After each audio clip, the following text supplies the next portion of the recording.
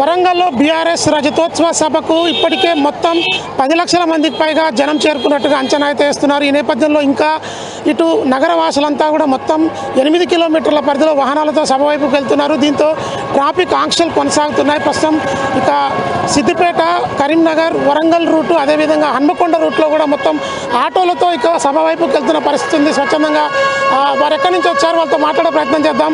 ఈ ఆటోల నుంచి ఎక్కడి నుంచి మీరు వస్తున్నారు? కేసీఆర్ సభ ఇంకా మరి కాసేపట్లో కేసీఆర్ మాట్లాడేందుకు సమయం కూడా అవుతుంది, అయినా కూడా మీరు ఇంకా ఆటోలలో వెళ్తున్నారు. ఎక్కడి నుంచి వస్తున్నారు మీరు? ఈ 6 డివిజన్ అసంపర్తి మాది. ఆటో కార్మికులు మరియు మా కుటుంబ సభ్యులం మరి అసంపర్తి గ్రామం అనేక మంది మేము తరలి వస్తున్నాం. కేసీఆర్ గారు చెప్పిన ఈ యొక్క రజతోత్సవ సభకు విజయవంతం చేయాలని, లక్షలాది మందితో రావాలనే ఉద్దేశంతో మేము ఈ యొక్క వాహనాలు రావడం జరుగుతుంది.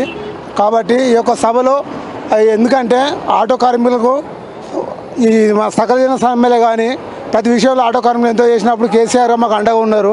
అతను చేసిన కార్యక్రమంలో మొట్టమొదటిగా మా ఆటోల ట్యాక్సీని మాఫ్ చేసినాడు. రెండవది ఆటో లైసెన్స్ ఉంటే ప్రతి ఒక్కరికి ఒక ఇన్సూరెన్స్ కూడా వర్తింపజేసిండు. అనేక సంఘాలు చేసిండు. ఇదే యొక్క కాంగ్రెస్ ప్రభుత్వం వచ్చినప్పుడు ఏం జరిగిందంటే ఆటోల పుట్టల మీద కొట్టిండు. ఇక కోపం ఉంటే ఎన్ని మీద కొట్టాలి కానీ పుట్టమే కొట్టాలని ఉద్దేశం కోసం అంటున్నాం. ఇచ్చిన హామీలో నెరవేర్చలేదు. మళ్ళీ అందులోటి మాకు ఇస్తా అన్న 12,000 రూపాయలు కూడా వాళ్ళు ఆ సంవత్సరానికి సాగు కూడా ఇవ్వలేదు. కాబట్టి ఒక సభను విజయవంతం చేసుకొని మా హక్కులు సాధించుకొని అధ్యత ఉద్దేశంగా మేము బయలుదేరుతున్నాం. ఇప్పుడు కేసీఆర్ ఆల్రెడీ హైదరాబాద్ నుంచి బయలుదేరి వచ్చిండ్రు. దాదాపు 6 నుంచి 8 కిలోమీటర్ల దూరం ట్రాఫిక్ జామ్ అయింది. మీ జననాయకుడు కేసీఆర్ని చూడడానికి మీకు అవకాశం ఉన్నా లేకపోయినా ట్రాఫిక్లో అయితే మీరు ఇరుక్కొని ఉన్నారు. ఏం చెప్పదలుచుకోరు కేసీఆర్కి? మీరు ఒకవేళ కేసీఆర్ మిమ్మల్ని కలవచ్చు, కలవకపోవచ్చు. కేసీఆర్కి ఏం చెప్తారు? దేనికోసం కేసీఆర్ దగ్గర పోతారు? కేసీఆర్ దగ్గరికి మేము పోవడానికి ఏం చెప్తున్నాం అంటే మా యొక్క ఆటోల సానుభూతి తెలుపుకోవడానికి నిన్న కూడా మా యొక్క పశ్చిమ నియోజకవర్గం హన్మకొండ ఇన్ఛార్జి వినయ్ భాస్కర్ ఆధ్వర్యంలో ఒక 200 మంది ఆటోలతో ర్యాలీ కూడా తీసినాం. ఈ రోజున కూడా అనేక మంది స్వచ్ఛందంగా మేము వస్తున్నాం. ఈ యొక్క సభాముఖంగా కలిసినా కలగకున్నా అతను ఒక వాయిస్ మా యొక్క ఎల్ఈడి టీవీలో కానీ మా యొక్క యూట్యూబ్లో చూసినా మాకు అదే సంతోషం. మాకు ఈ సభాపక్షంగా మేము ఇక్కడికి రావడం, ఈ యొక్క ప్రాంతంలో ఎక్కడ ఒక వాయిస్ ఉన్నా కూడా మేము సంతోషంగా గర్వంగా మేము చేస్తున్నాం. కేసీఆర్ దగ్గరికి మీరు వెళ్తున్నారు కదా, ఎట్లా అనిపిస్తుంది? ఏంది పరిస్థితి? కేసీఆర్ దగ్గరికి మేము స్వచ్ఛందంగా కేసీఆర్ దగ్గరికి రావడానికి నిర్ణయం తీసుకున్నాం. ఎందుకంటే ఈ ఆటో కార్మికుల కొరకు కాంగ్రెస్ ప్రభుత్వం వచ్చిన కాడ నుంచి చాలా అన్యాయం జరిగింది. ఎందుకంటే అనేకులు ఒక ఆటో కూడా ఎక్కడం లేదు. ప్రతి స్త్రీ ఆ బస్సుల మీదే పోతాను.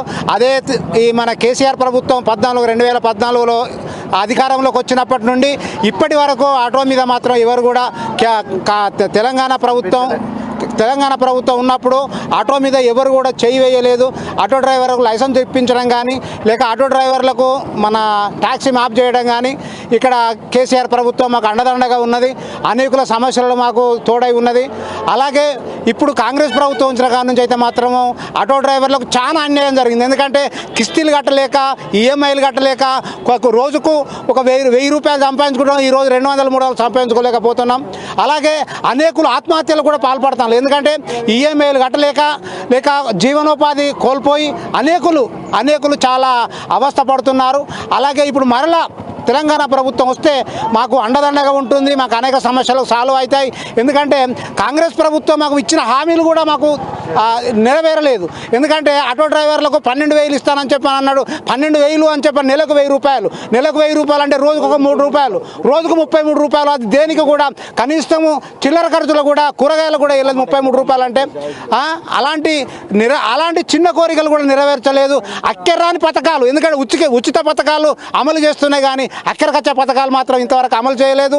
అలాగే కనీసం నిత్యావసర సరుకు కూడా ధరలు తగ్గించలేదు. అక్కర్రాని పథకం అమలు చేసి అనేకులకు ఆటో డ్రైవర్లు లక్షలాది కుటుంబాలు ఈ రోజున రోడ్డున పడడమే కాకుండా అన్నానికి అలమటిస్తున్నాయి. కుటుంబాలు రోడ్డున పడుతున్నాయి. కాబట్టి మరలా తెలంగాణ ప్రభుత్వం వస్తేనే మనకు అండదండగా ఉంటుందని చెప్పని అందరము మద్దతుగా స్వచ్ఛందంగా ఈ ర్యాలీలో పాల్గొంటాం. ఎందుకంటే కేసీఆర్ హామీలు వినాలి, కేసీఆర్ గారు మాట వినాలి. ఒక ఎల్ఈడి ద్వారా కానీ, లేక ఆయన మైక్ ద్వారా కానీ మాట వినాలని చెప్పని మేము వచ్చాం. ఎందుకంటే చాలా ఒక 8 కిలోమీటర్లు ఈ ట్రాఫిక్ స్తంభించింది కాబట్టి మేము ఇక్కడ ఆగిపోవడానికి మేము కారణమైంది. దయచేసి మా కోరికలు నెరవేర్చాలి, మా హామీలు ఇవ్వాలి. అలాగే మేము స్వచ్ఛందంగా పాల్గొనడానికి మేము ముందుకు వస్తున్నాం. మాకు నిన్న కూడా ఒక 200 మందితోటి మన దాస వినయ్ భాస్కర్ గారి ఆధ్వర్యంలో ర్యాలీ జరిగింది. 200 మంది కూడా మేము ర్యాలీలో పాల్గొని మన హరీష్ రావు చెప్పిన మాటలు కూడా మేము విన్నాం. అలాగే కేసీఆర్ మాటలు కూడా విని మేము ముందుకు పోవాలి అని చెప్పని ఆశిస్తున్నాం. జై తెలంగాణ. వరంగల్ ప్రాంతంలో ఇప్పటికే దాదాపు 200 ఆటోలతో ఇక కేసీఆర్ సభ వైపు వెళ్తున్నారు. అయినప్పటికీ కూడా ట్రాఫిక్లో 8 కిలోమీటర్ల దూరంలో చిక్కుకొని ఉన్నారు. వారు ఖచ్చితంగా కేసీఆర్ మా మాటలు వినాలి, మా కష్టాలు తీర్చాలని చెప్పి వాళ్ళు కోరుకుంటున్నారు.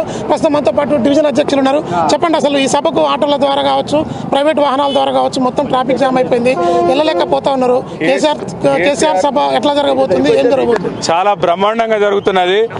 స్వచ్ఛందంగా ప్రజలు కేసీఆర్ యొక్క ఉపన్యాసం విని వారు చేసినటువంటి అభివృద్ధి పనుల విషయం లోపల ఇప్పుడు జరుగుతున్నటువంటి ప్రభుత్వం చేస్తున్న నిర్లక్ష్య వైఖరిని ఎండగట్టే విధంగా కేసీఆర్ గారు సిద్ధమై ఉన్నారు. కాబట్టి వారి ప్రసంగం వినాలే, వారిని మళ్ళీ అధికారంలోకి తీసుకురావాలన్నటువంటి ఉద్దేశంతో స్వచ్ఛందంగా ఈరోజు మా వరంగల్ మున్సిపల్ కార్పొరేషన్ 66 డివిజన్ నుంచి 200 ఆటోలు, 200 బైకులు, 10 టాటాయిస్ల ద్వారా కేసీఆర్ యొక్క ప్రసంగం వినడానికి రావడం జరిగింది.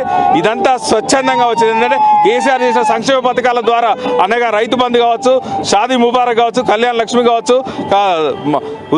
వృద్ధాప్య పెన్షన్ కావచ్చు, కేసీఆర్ కిట్ కావచ్చు, ఈ రకంగా ఎన్నో సంక్షేమ పథకాలు చేపట్టి రైతుల పట్ల కావచ్చు, వృద్ధుల పట్ల కావచ్చు, పేదల పట్ల కావచ్చు కేసీఆర్ యొక్క ప్రభుత్వం పేదల ప్రభుత్వం అని చెప్పేసి రుజువు చేసింది. కానీ ఈ రేవంత్ రెడ్డి ప్రభుత్వం అనేది మాటల ప్రభుత్వం, ఇది చేతల ప్రభుత్వం కాదు.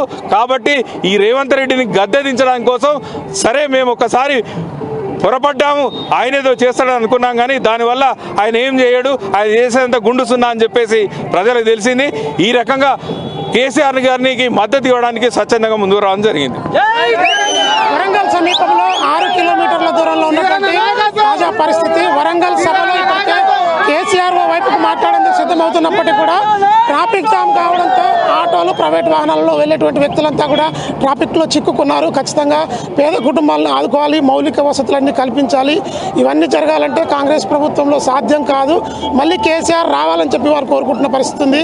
సభకు వెళ్ళలేకపోయినప్పటికీ కూడా కేసీఆర్ మా మాట వినాలి, ఖచ్చితంగా పేదల కష్టం తీర్చాలి, ఆటో కార్మికులకు ఉన్నటువంటి ఇబ్బందులన్నీ తొలగించాలని చెప్పి వారు కోరుకుంటున్నారు. విజువల్ న్యూస్ మధుతో వెంకటరెడ్డి, మెగా 9 టీవీ, వరంగల్.